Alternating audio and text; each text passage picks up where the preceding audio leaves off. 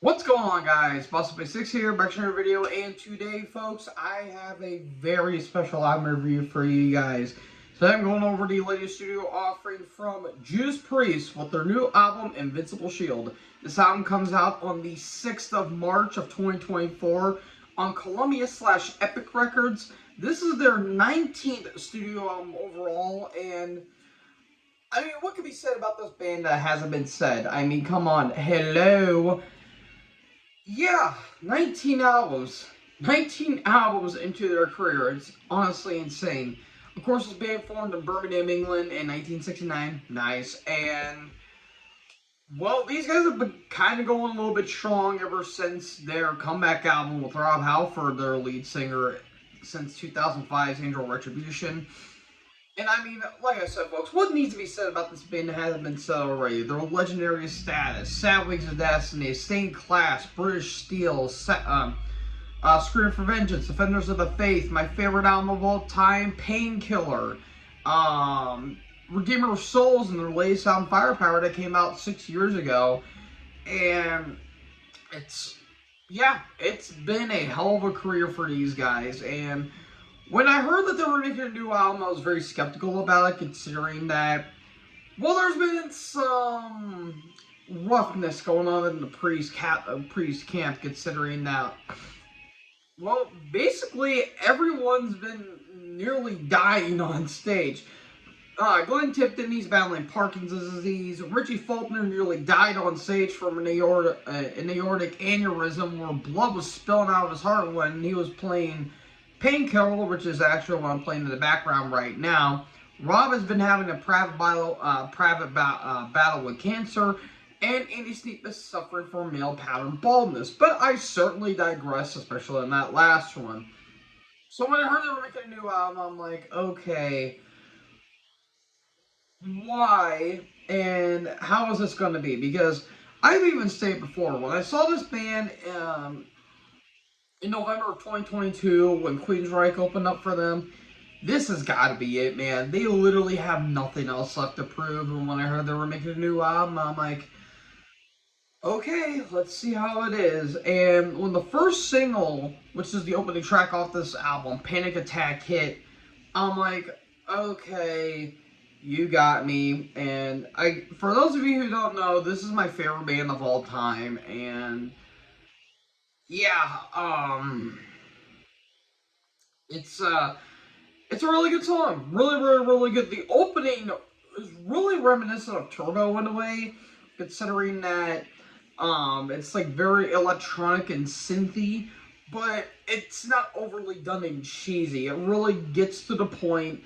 And the song itself talks about basically cyberbullying and how social media and technology as a whole has evolved, and it's a really, really, really damn good song. And Rob's vocals still hold up even to this day. It's absolutely phenomenal how this guy somehow his pipes don't age, and it's a great, great, great song to start off the entire album. Then we get to the second track, The Serpent and the King, which is actually the final single that they released. And honestly, it's my favorite single off the entire, out of all the singles they've done. It's my favorite, and by all means, it might be my favorite song off the entire album. It's got this really nice riff that's really reminiscent of Saxon in a way, and then it gets right into those really, really nice tremolos and nice tempos. It's up-tempo. It's almost speed metal to a lesser extent, something off of Scream for Vengeance and the Light, and it's a damn good song. I really love the vocals. I really love how Rob's vocals really bridge into the melody, like the serpent and the king, the serpent and the king. Like, it kind of feels like it's doing this. Like, it's going a little fast and then it just slows down with the vocal harmony. It's really, really, really, really damn good. And then we get to the title track, Invincible Shield, where basically it has this, like, really nice Saxon, again, like, riff. But this song's a little more epic and the like, and I really love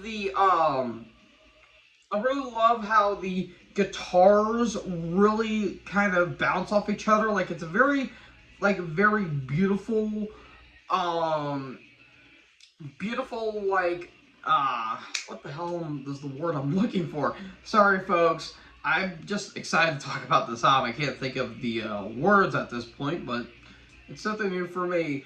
But I really love how the guitars really complement each other in a way, even though not 10, even though Glenn's just kind of doing the best of what he can do. It's really just Richie that's just really carrying the load here, in all honesty.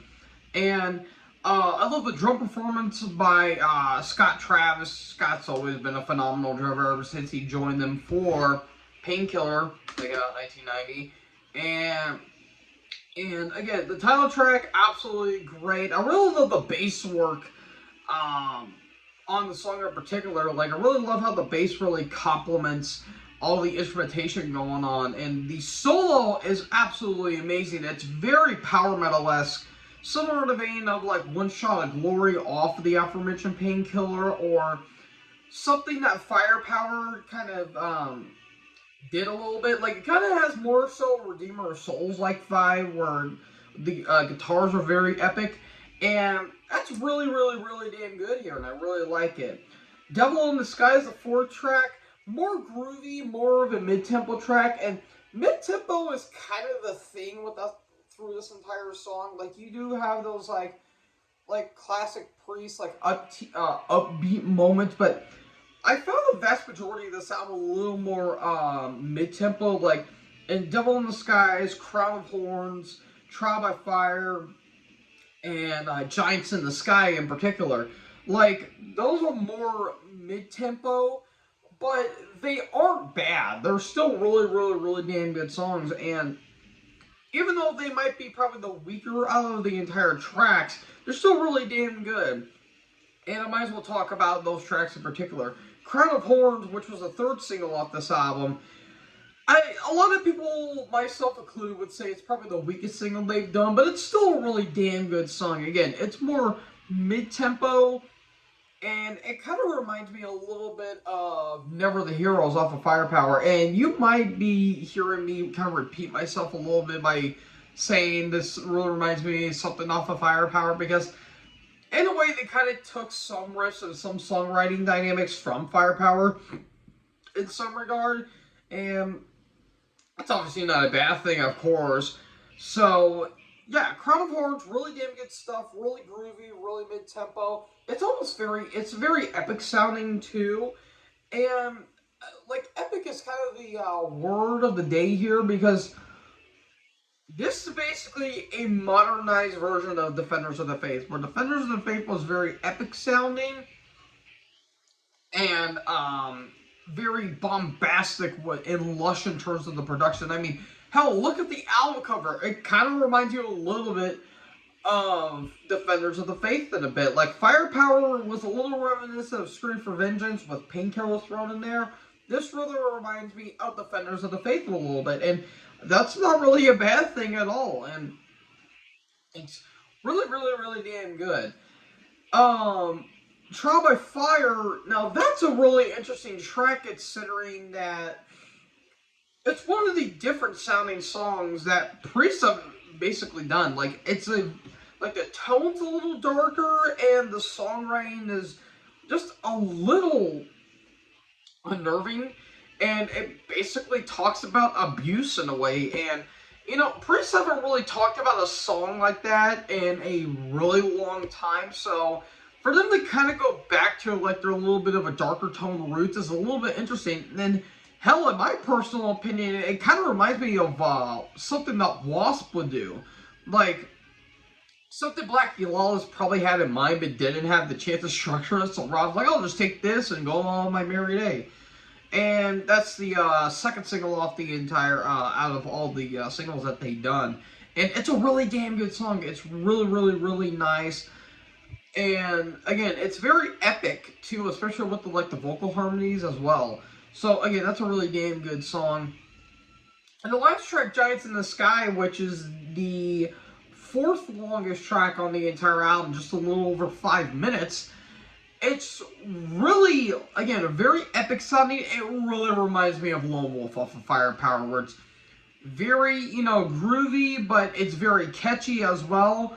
And it's really, really, really damn good. And again, I love how Rob's vocals really match up with the instrumentation as a whole. And then some other damn good tracks. Gates of Hell's really damn good, especially the lyrics I think are a little bit interesting. And it might be one of the weaker tracks on the entire album. It's still really, really, really damn good.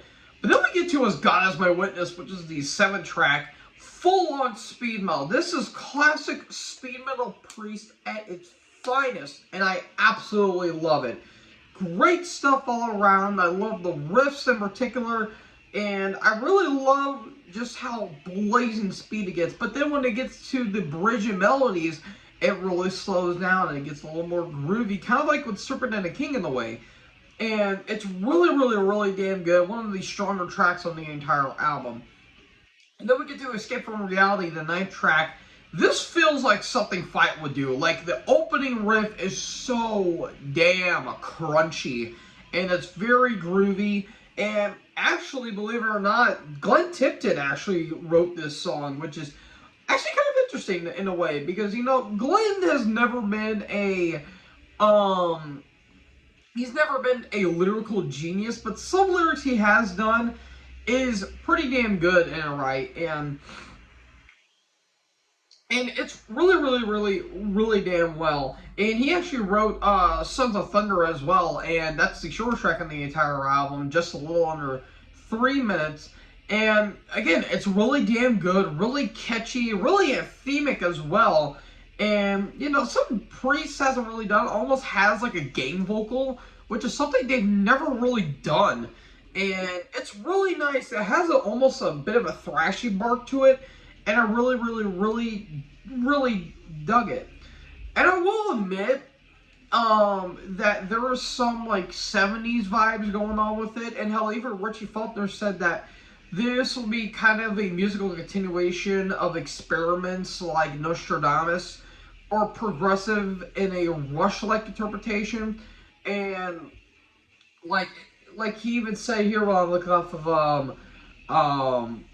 Wikipedia, he said instead of verse, chorus, solo, chorus, finish, sometimes it goes off and it plays a little bit like the old 70s Priest used to, like the center and stuff like that. And you can honestly hear that, like on probably Invincible Shield and As God As My Witness and probably Escape from Reality. Like those songs in particular, I can really hear those progressive sounding elements. And it's really interesting. I would say Giants in the Sky as well.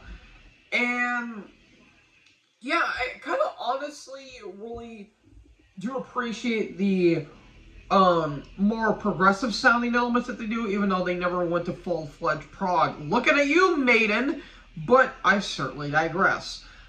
So, all in all, I really like the production on this album. Again, it really reminds me of it's a more modernized Defenders of the Faith. Even though they did tweak the guitars a little bit, they do sound a little, squawky in some regards. I really dig it. It didn't have to be overproduced. It didn't have to sound perfect. It sounded exactly how it wanted to sound, and I absolutely like it.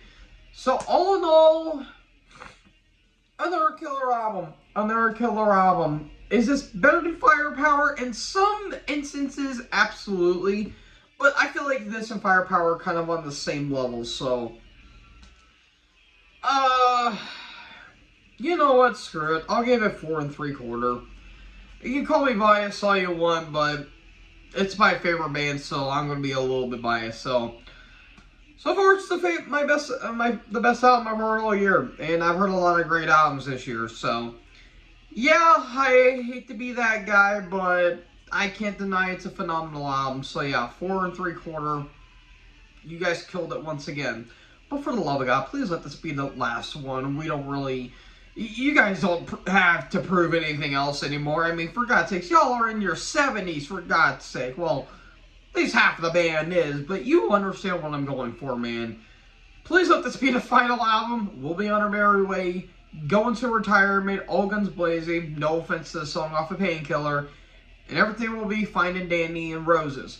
So, folks, yeah, 4 3/4. Again, bias aside, this is a killer album. So, folks, what did you guys think about Invincible Shield by Judas Priest? Let me know in the comment section below. Make sure you guys leave a like, leave a comment, tap that big red subscribe button, and tap the bell so when I upload, you guys will be notified. Thank you guys so much for watching this video. Most importantly, enjoy the herd. Talk to you next video. Peace out.